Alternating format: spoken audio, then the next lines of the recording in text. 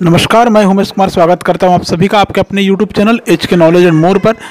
आज मैं बात करने जा रहा हूं, डिस्कस करने जा रहा हूं लाइफ साइकिल ऑफ कॉकरोच का। इससे पहले जो वीडियो मैंने पोस्ट किया था उसके क्लासिफिकेशन से संबंधित था या उसके इकोनॉमिकल इंपॉर्टेंस वगैरह मैंने बताया था इंसेक्ट का, उसके संबंध में था। आप वो वीडियो देख सकते हैं। अभी बात करने जा रहा हूँ मैं लाइफ साइकिल ऑफ कॉकरोच का। ये बहुत ही महत्वपूर्ण हो सकता है आपके लिए, आपके सारे प्रकार के सभी प्रकार के स्टडी के लिए।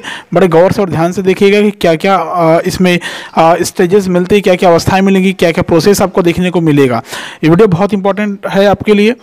वीडियो पसंद आता है तो प्लीज़ वीडियो को लाइक कर, शेयर करें, कमेंट करें। चैनल पर पहली बार आए तो प्लीज़ चैनल को सब्सक्राइब करना ना भूलें, ताकि आपको इसी प्रकार की जानकारी से भरपूर वीडियो मैं दे पाऊँ आपको। चलिए शुरू करते हैं लाइफ साइकिल। लाइफ साइकिल के लिए मैं आपको पहले एक पॉइंट नोट करा देता हूँ, ये ध्यान रखेंगे। मैं इसी पॉइंट के अंतर्गत इसको पूरा डील आउट करूँगा, ध्यान रखेंगे। सबसे पहले इसमें आपको जो देखने को मिलेगा ये होगा कॉपुलेशन। कॉपुलेशन अर्थात इसको बोलते हैं मैथुन की प्रक्रिया या मैथुन क्रिया बोलते हैं। ठीक है, मतलब किसी भी एनिमल में फर्स्ट प्रोसेस जो होती है लाइफ साइकिल के लिए वो होती है कॉपुलेशन की ही क्रिया होती है, याद रखेंगे। उसके बाद इसमें सेकेंड नंबर में अगर आप जाएंगे तो इसमें मिलेगा जो कि इसके कॉकरोच के बॉडी के अंदर आपको देखने को मिलेगा, यह होगा स्पर्मेटोफोर फॉर्मेशन एंड इंसेमिनेशन का, वीर्यसेचन का। स्पर्मेटोफोर फॉर्मेशन, स्पर्मेटोफोर फॉर्मेशन एंड इंसेमिनेशन, वीर्यसेचन। उसके बाद आपको जो देखने को मिलेगा थर्ड पॉइंट वो होगा फर्टिलाइजेशन एंड निषेचन की प्रक्रिया। इसके बाद में fertilisation and formation of ootheca, fertilisation and formation of ootheca, formation of ootheca, ये देखने को मिलेगा। फोर्थ नंबर में आपको देखने को मिलेगा, देखिए ये जो फर्टिलाइजेशन एंड फॉर्मेशन ऑफ ओथिका है, ये मैथुन की क्रिया के बाद होने वाली प्रक्रिया होगी। निषेचन और अंड कवच का निर्माण कहेंगे इसको हिंदी में आप। उसके बाद में नेक्स्ट देखने को मिलेगा भ्रूणी विकास या एम्ब्रियोनिक डेवलपमेंट, जो कि फीमेल बॉडी के अंदर आपको देखने को मिलेगा, embryonic development, embryonic development. Next point आपको मिलेगा एम्ब्रियोनिक डेवलपमेंट, भ्रूणी विकास जब हो जाता है उसके बाद में उसमें देखने को मिलेगा अंडज की उत्पत्ति, या जिसको हम लोग कहते हैं हैचिंग बोलते हैं, जिसको हम लोग क्या बोलते हैं, हैचिंग बोलते हैं। ये हो गया फिफ्थ पॉइंट। और लास्ट पॉइंट इसमें होगा मेटामॉर्फोसिस, मेटामॉर्फोसिस। ठीक है, ये जो देखने को मिलेगा आपको कंप्लीटली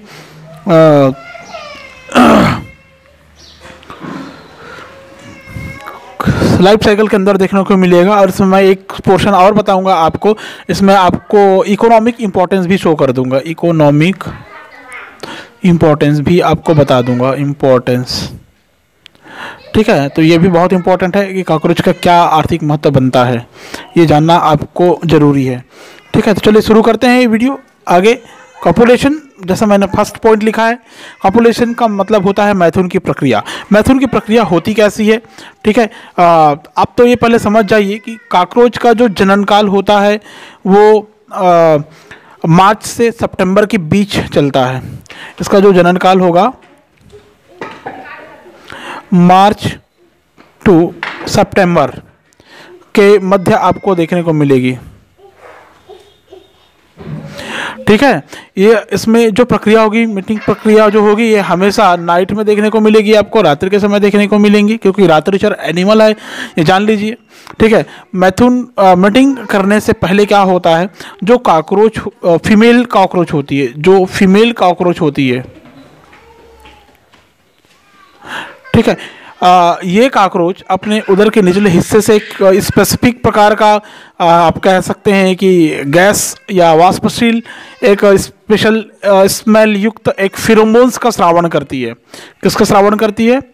फेरोमोन्स, जो कि एक विशेष प्रकार का केमिकल होता है, फेरोमोन्स सिक्रेट करती है।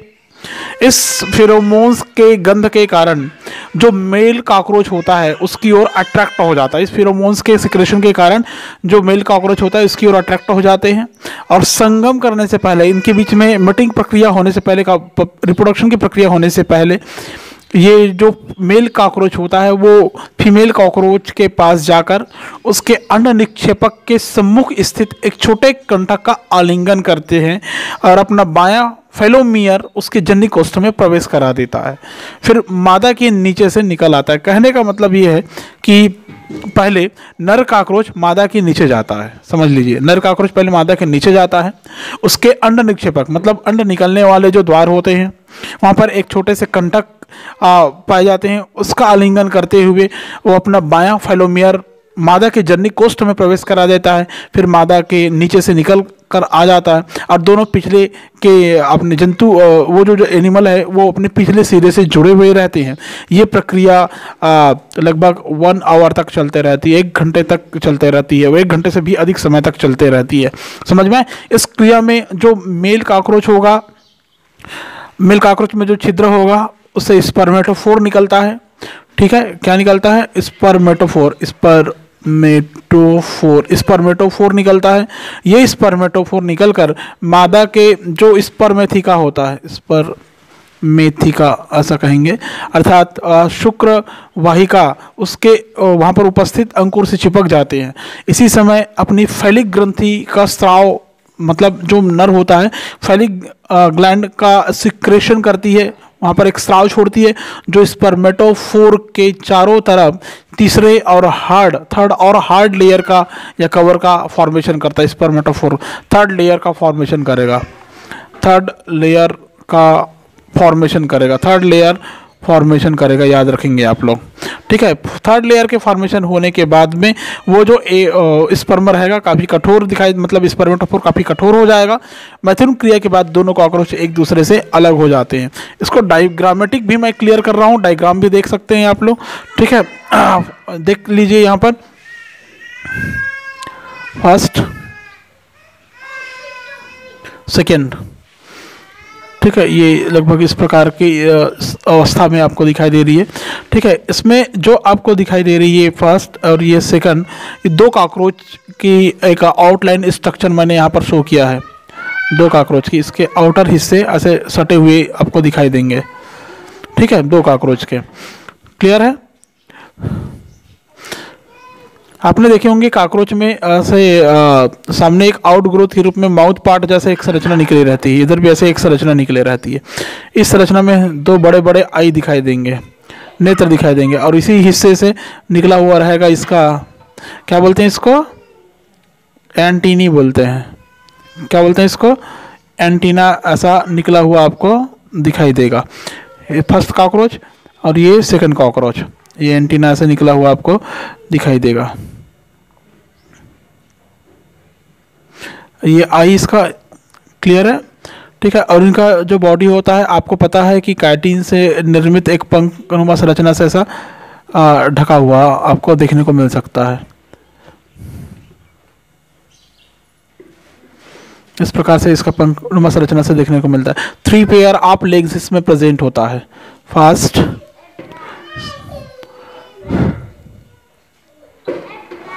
ये ऐसा इस प्रकार से आपको देखने को मिल सकता है।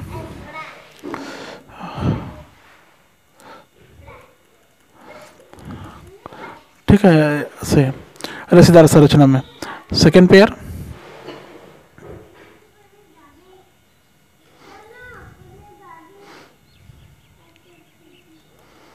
Second and then third legs.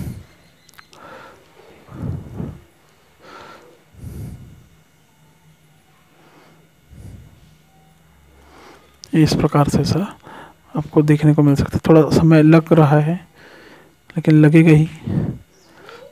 Second legs, third legs,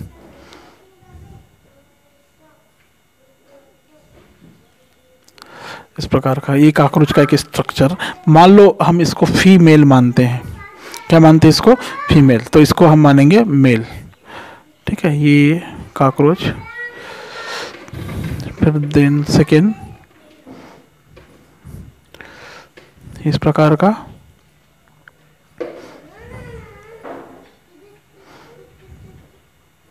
second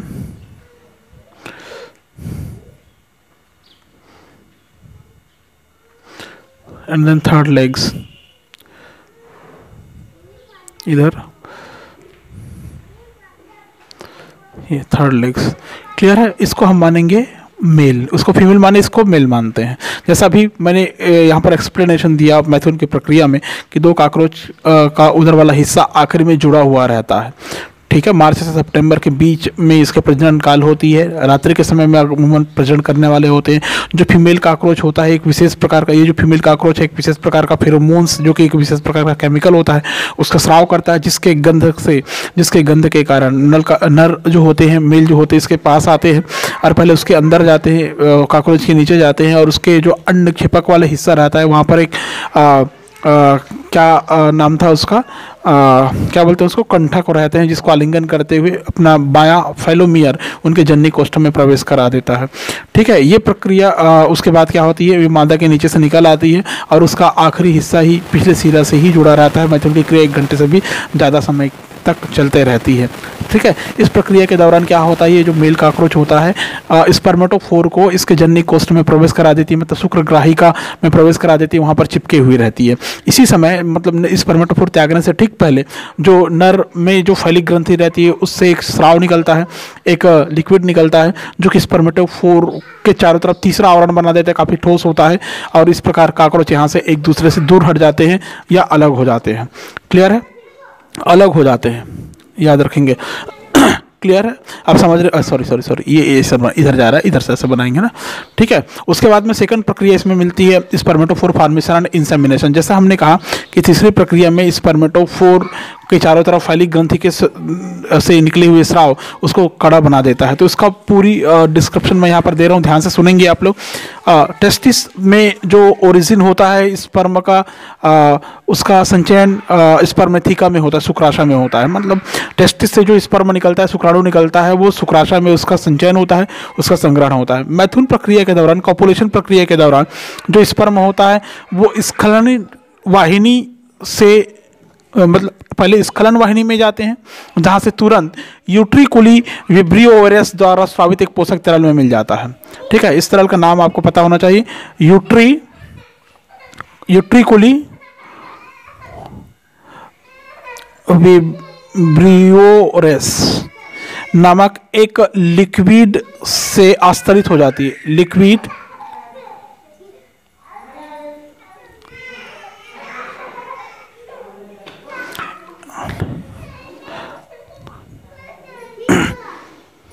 liquid से आस्तरित हो जाती है, पोषक तरल मिल जाता है, चारों ओर यूट्रिकुली मेजोरस का स्राव होता रहता है, जिसके कारण सबसे अंदर स्पर्मेटोफोर के अंदर एक कठोर आवरण का निर्माण होता है। काफ़ी ठोस मतलब सॉलिड वाले एक आवरण का निर्माण होता है, जो कि अंदर होता है।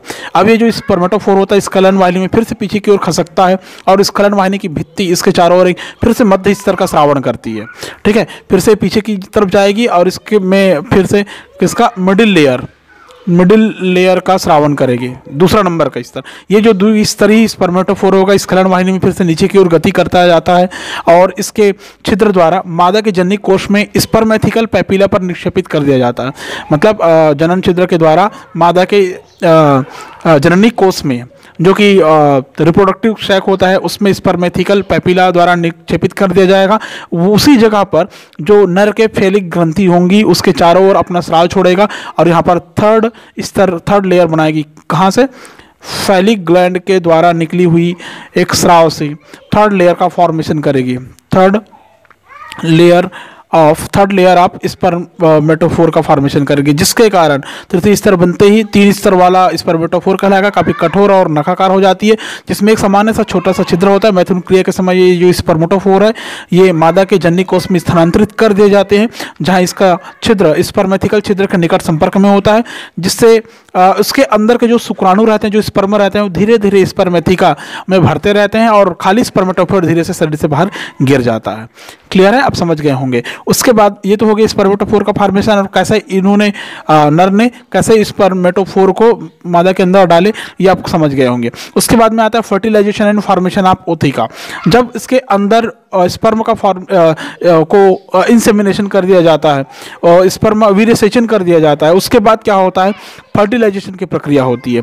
ठीक है, तो निषेचन अर्थात जब ये बार बार मैं बताता हूँ, स्पर्म और ओवम का जब फ्यूज होता है, कंजुगेशन होता है, ठीक है, उस प्रक्रिया को हम लोग फर्टिलाइजेशन कहते हैं। फलस्वरूप एक न्यू सेल्स बनती है जिसको हम लोग कहते हैं जायगोट।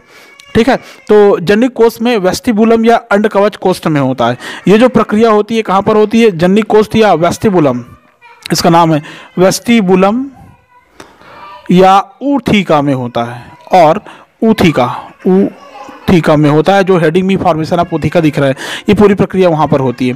ठीक है, तो ऊथिका या अंडकवच के निर्माण हेतु जो वेस्टिबुलम होते हैं उसकी अंदर की सतह पर कोलेटेरियल ग्रंथि का स्राव आ जाते हैं। मतलब जिस जगह पर अंडकवच का निर्माण हो रहा है वेस्टिबुलम के अंदर या वेस्टिब्यूलम के अंदर, उसकी सतह पर कोलेटेरियल ग्रंथि मतलब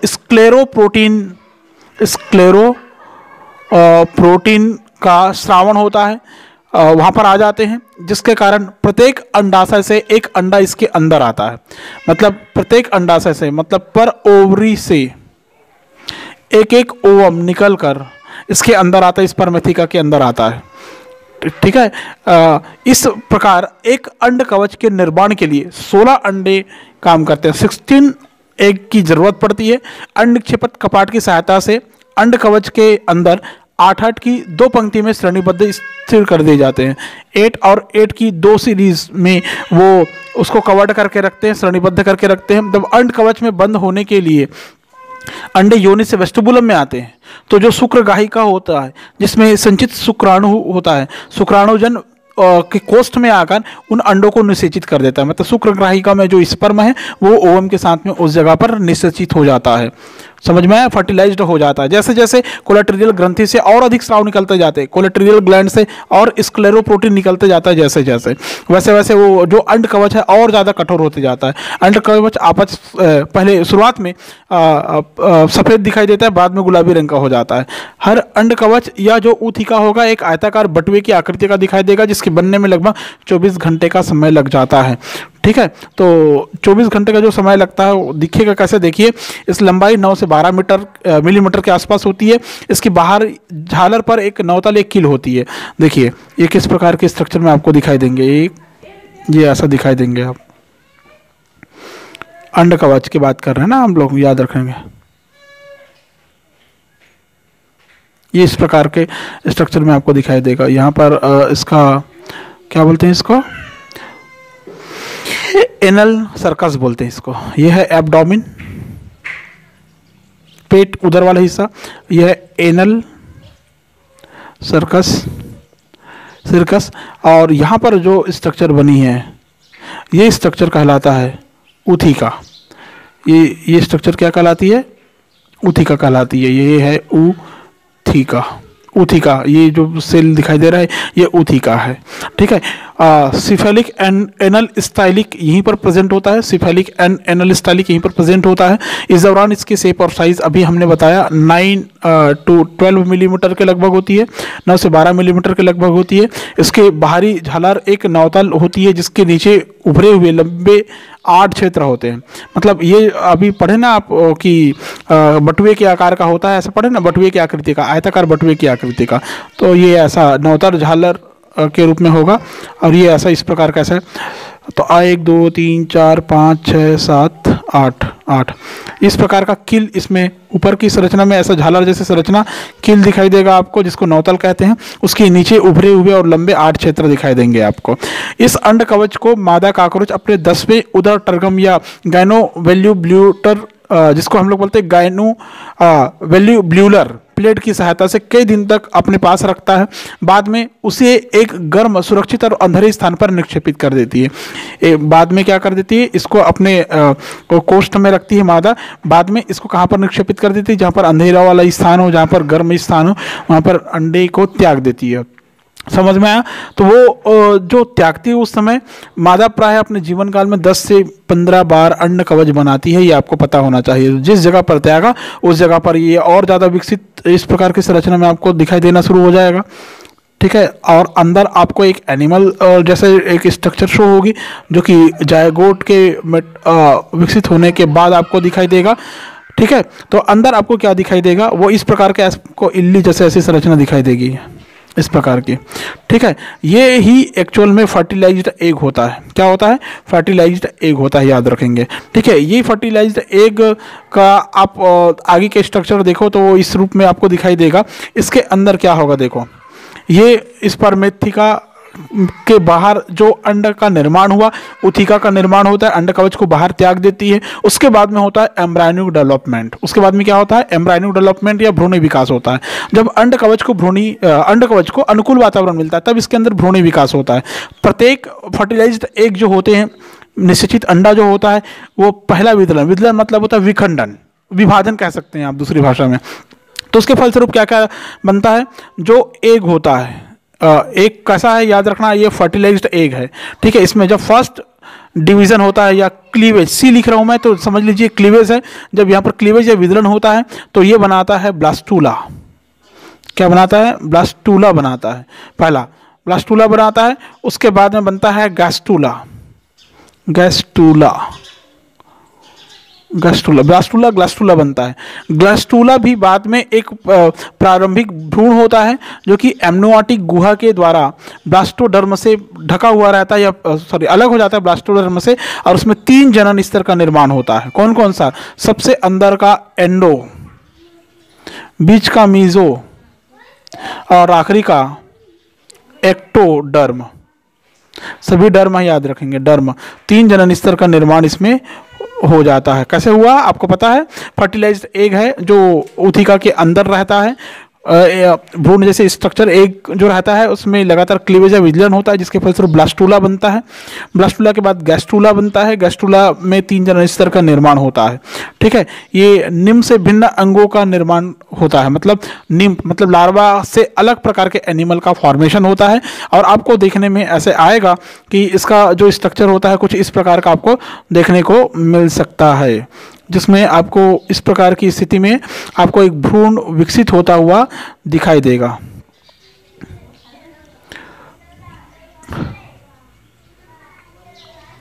ठीक है, इस प्रकार से एक भ्रूण विकसित होता हुआ आपको दिखाई देगा। इसका सेंट्रल रीज दिखाई देगा, इस प्रकार का सब भ्रूण। ठीक है, इसमें अंदर आपको ऐसा लेग्स जैसे संरचना दिखाई देगी। लेग एक्चुअल में ये लेग ही रहता है, क्या रहते हैं? ये लेग रहता है। ठीक है, ये क्या है, क्या बताया अभी? Embryonic development. एम्ब्रायोनिक डेवलपमेंट में भ्रूण का विकास कैसे होता है, मैं यहाँ पर लिख देता हूँ ED। ठीक है, ये है ऊथिका शरीर से बाहर एगिलेशन के बाद दिखाई देगा। ठीक है, तो यह है एम्ब्रायोनिक डेवलपमेंट यहाँ पर हो रहा है। फलस्वरूप भ्रूण पूरी तरह से विकसित हो जाता है। 3 प्रकार के डर्म का निर्माण हो जाता है, एंडो, मीजो और एक्टोडर्म का। बाह्य चर्म, मध्य चर्म और अंतः चर्म का निर्माण हो जाता है। क्लियर है? तो उसके बाद में आता है भ्रूण जब पूरी तरह से विकसित हो जाती है उथिका के अंदर, तब क्या होता है? हैचिंग होता है। हैचिंग मतलब होता है अंडज उत्पत्ति होता है। तो अंडज उत्पत्ति के समय अंड कवच का पृष्ठ नवतल मतलब ये वाला जो संरचना है ना, किल जो झालरनुमा संरचना में है, वो फट जाता है और जो निम्फ होता है वो बाहर निकलता है। ये एक्चुअल में क्या है? निम्फ है, याद रखना, निम्फ। ये क्या है? निम्फ। ये निम्फ बाहर निकलते हैं, ये सॉफ्ट होते हैं। कहाँ से निकलता है बाहर? जो ऊथिका होता है, ऊथिका में उपस्थित किल के फटने से, किल के ब्रेक होने से क्या बाहर निकलती है? निम्फ बाहर निकलते हैं। निम्फ जो होता है ये कोमल होती है, पारदर्शी, लगभग रंगहीन जीव के समान संरचना में होता है। ये संरचना वयस्क काकरोच की ही समान होती है। मतलब निम्फ से बाद में एडल्ट का फॉर्मेशन होगा, ये याद रखिए, एडल्ट का फॉर्मेशन होगा। मतलब ये भी एडल्ट के समान रहता है, लेकिन इसमें पंख का अभाव होता है, विंगलेस होता है। ठीक है, पंख इसका अभाव होता है। ये लैंगिक रूप से इमेच्योर होते हैं, लैंगिक रूप से अपरिपक्व होते हैं। यह अवस्था काफ़ी समय तक चलती है। इसी समय के अंतर्गत इसमें लगभग 10 से 12 प्रकार के मॉल्टिंग होता है, 10 से 12 निर्मोचन होता है। निर्मोचन मतलब होता है अपने शरीर को बदलते रहना, पुरानी कोशिका को छोड़कर नए कोशिका को धारण करते रहना। ये होता है मॉल्टिंग या निर्मोचन बोलते हैं जिसको हम लोग। क्लियर है? समझ गए होंगे आप लोग। ठीक है, उसके बाद में आता है निम्फ की जो प्रारंभिक अवस्था होती है वो कैसे दिखाई देती है, या निम्फ में पंख का उगना कैसे होता है। तो 10 से 12 मॉल्टिंग बोला गया है, तो 10 से 12 मॉल्टिंग ही मेटामॉर्फोसिस कहलाता है, याद रखना। अंडा उत्पत्ति के बाद में निम्फ में फर्स्ट मॉल्टिंग होता है। ठीक है, हैचिंग के बाद में, पहले हैचिंग हो गया, हैचिंग के बाद में क्या होगा, फर्स्ट मॉल्टिंग होगा। फर्स्ट मॉल्टिंग हो, जब फर्स्ट मॉल्टिंग होगा तो एक के बाद एक यहाँ पर 1 से 6 तक, मतलब 5 से 6 मॉल्टिंग फटाफट हो जाता है, जिसके कारण निम्फ में विंग्स का फॉर्मेशन होना शुरू हो जाता है। किसका फॉर्मेशन शुरू हो जाता है, विंग्स या पंख का फॉर्मेशन शुरू हो जाता है, जो कि गद्दे समान उभार के रूप में आपको दिखाई देगी। शरीर का रंग यहाँ पर गहरा हो जाएगा, विंग्स को फॉर्मेशन हो रहा है। ठीक है, शरीर का रंग जो क्या हो जाएगा, गहरा हो जाएगा, बॉडी कलर डार्क हो जाएगा। ठीक है, शरीर का परिमाप बढ़ जाएगा, आकार में बढ़ जाएगा, काफ़ी लेंथ वाला हो जाएगा। इसका जो लेंथ होगा, शेप और साइज होगा, वो उसमें इंक्रीज हो जाएगा, बढ़ोतरी हो जाएगी। ठीक है ना, पूर्ण रूप से विकसित पंख और जननेंद्रिय के साथ वयस्क का पूर्ण रूप बन जाता है। मतलब यहाँ पर पंख पूरी तरह से विकसित हो जाएगा, विंग्स पूरी तरह से डेवलप हो जाएंगे, जनन कोष्ठ इसमें पूरी तरह से विकसित हो जाएगा और अपने पूरे एडल्ट एनिमल के समान आपको देखने को मिलेगा। एडल्ट मतलब इसके वयस्क जीव के समान आपको देखने को मिलेगा। इस प्रकार जो निम्फ होता है, वयस्क बनने तक संरचना में कोई विशेष अंतर नहीं दिखाई देता, क्योंकि निम्फ को ही आप ऐसा कह सकते हैं कि वही अपने एडल्ट या वयस्क जीव के समान है, अपने माता पिता के समान है, ऐसा आप मान सकते हैं। क्लियर है। तो यहाँ पर जो कायांतरण होता है, मेटामॉर्फोसिस होता है, ये मेटामॉर्फोसिस इनकम्प्लीट होता है, इनकम्प्लीट होता है क्योंकि ज़्यादा अंतर नहीं होता। इनकम्प्लीट मेटामॉर्फोसिस कहेंगे, मेटामॉर्फोसिस कहेंगे, अपूर्ण कायांतरण कहेंगे। ठीक है, तो ये जो निम्फ है इसमें लगातार मॉल्टिंग होगा। मॉल्टिंग के पश्चात जब ऊथिका फटेगा, तो ऊथिका के फटने के बाद आपको क्या दिखाई देगा, ऊथिका जो इस प्रकार में था, ऐसे इस प्रकार में यहाँ से छोटे छोटे काकरोच जैसे संरचना आपको बाहर निकलता हुआ दिखाई देगा। ये ऐसे काकरोच जैसी स्ट्रक्चर में आपको छोटे छोटे एनिमल या निम्फ निकलता हुआ, न्यूली हैचड निम्फ बोलते हैं इसको। क्या बोलते हैं इसको, न्यूली हैचड निम्फ बोलते हैं इसको। ठीक है, इस प्रकार से ऐसे ये चारों तरफ ऐसा निकलना शुरू हो जाएगा। क्लियर है। ये ऐसे, ये आपका क्या था, ऊथिका था, ये ऊथिका था, याद रखेंगे। क्या है ये, ऊथिका है, लिख देता हूँ मैं, ये ऊथिका है। और ये जो बना हुआ है ये है न्यूली हैचड या हैच्ड निम्फ है। ठीक है, इसमें लगातार मॉल्टिंग की प्रक्रिया होती है। मॉल्टिंग की प्रक्रिया के कारण ये एक एडल्ट के समान होना शुरू हो जाते हैं।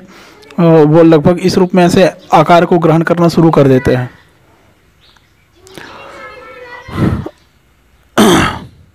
ये ऐसा बनना शुरू हो जाता है। आपने देखे होंगे अगर इसका छोटा रूप, तो आपको देखने को जरूर मिल जाएगा। ठीक है, इस प्रकार इसमें संरचना बनना शुरू हो जाता है। ये आखिरी का एनल स्टाइल और एनल सर्कस आपको लास्ट में ऐसा इस प्रकार के दिखाई देगा। ठीक है, ये है एनल सर्कस। ठीक है, ये वाला हिस्सा जो होता है ये एब्डोमेन कहलाता है, पेट वाला रीजन बोलते हैं जिसको उदर कहते हैं। ठीक है, सामने की तरफ आपको दिखाई देगा इसके फ्रंट पोर्शन में इस प्रकार से, यहाँ पर 2 आई और यहीं से निकला हुआ इस प्रकार का ऐसे आपको देखने को मिलेगा। क्या देखने को मिला, एंटीना। ये हो गया 2 एंटीना। ठीक है, और सामने मिलेगा आपको आई। इसी संरचना को आप लोग बोलेंगे हेड। ठीक है, अब ये थोरैक्स हो गया, पूरा का पूरा हेड के पीछे का हिस्सा पूरा थोरैक्स। तो ये वाला जो होगा ये प्रोथोरैक्स कहलाएगा, और उसके ठीक पीछे वाला होगा ये मीजोथोरैक्स कहलाएगा, मीजोथोरैक्स। और उसके ठीक और पीछे का जो संख्या होगा ये वाला ये होगा मेटाथोरैक्स, मेटाथोरैक्स कहलाएगा। मतलब इसका जो थोरैक्स वक्षी स्थल है वो ऐसे 3 भागों में बटा हुआ रहता है। क्लियर है। और इसमें आपको क्या बोलते हैं, पैर भी आपको देखने को मिलेगा। इस प्रकार से ऐसा पैर आपको फैला हुआ आपको देख सकते हैं। कितने पेयर लेग्स होते हैं इसमें? 3 पेयर ऑफ लेग्स इसमें देखने को मिल सकते हैं। इस प्रकार से आपको इसमें लेग्स आपको देखने को मिलेगा। ठीक है। उसके बाद ये पूरी तरह से जब विकसित हो जाएगा तो अपने एडल्ट में कन्वर्ट हो जाता है। ये जो होता है निम्फ में बाद में अभी इसमें विंग्स नहीं दिखाई देता, लेकिन जब दूसरा स्ट्रक्चर आप देखेंगे तो उसमें आपको विंग्स बना हुआ स्पष्ट दिखाई देगा। ठीक है। विंग्स बना हुआ आपको काफ़ी स्पष्ट और क्लियर देखने को मिल सकता है निम्फ में। ठीक है। तो जो पंख दिखाई देगा आपको, ये पूरे पंख इसको ऐसे कवर्ड करके रखेगा पंख। ठीक है। इस प्रकार से ऐसे कवर्ड करके रखेगा इसको। ठीक है। ये हो गया विंग्स। ठीक है। सेम इसमें लेग्स या पैर आपको देखने को मिलेगा। ठीक है। ये इस प्रकार से ऐसा लेग्स आपको देखने को मिल सकता है।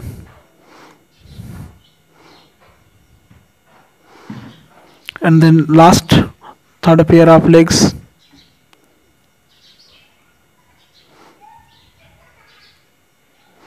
ये इस प्रकार से आपको ये देखने को मिल सकता है। फिन्स, ये जो मैंने ऊपर आपको ड्रा करके बताया है यही फिन्स होता है। ये यहाँ पर एक सीरी एनल सीरी का ये सिरकस ये आपको दिखाई देगा। तो इस प्रकार कॉकरोच का फॉर्मेशन हो जाता है जब आखिरी में पंख फॉर्मेशन होता है। ये इसका एंटीना हो गया। ठीक है। ये एंटीना हो गया। क्लियर है। ये यहाँ पर डेवलपिंग विंग पैड, ये वाला जो स्ट्रक्चर होगा ये होगा developing wing pad. Wing pad मतलब गद्देदार पंख की संरचना आपको देखने को वहाँ पर मिल सकती है। क्लियर है। उसके बाद में आता है इसका इकोनॉमिक इम्पोर्टेंस। क्या क्या इसका इकोनॉमिक इम्पोर्टेंस होता है वो भी देख लेंगे। इकोनॉमिक इम्पोर्टेंस, अब बोलेंगे कॉकरोच का क्या इम्पोर्टेंस है भाई, तो इसका बहुत बड़ा एडवांटेज है और डिसएडवांटेज भी है। डिसएडवांटेज एंड एडवांटेजेस दोनों आपको देखने को मिलेगा। डिसएडवांटेज सबको जानते हैं, एडवांटेजेस कोई नहीं जानते होंगे।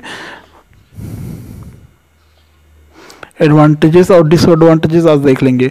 एडवांटेजेस में देखिए कई देशों में इसको भोजन के रूप में ग्रहण करते हैं, फॉर फूड मटेरियल के रूप में इसको ग्रहण करते हैं। जो चाइनीज़ लोग होते हैं इसका टी का फॉर्मेशन करते हैं। जो चाइना के लोग होते हैं उस टी का फॉर्मेशन करते हैं, चाय बनाते हैं इससे।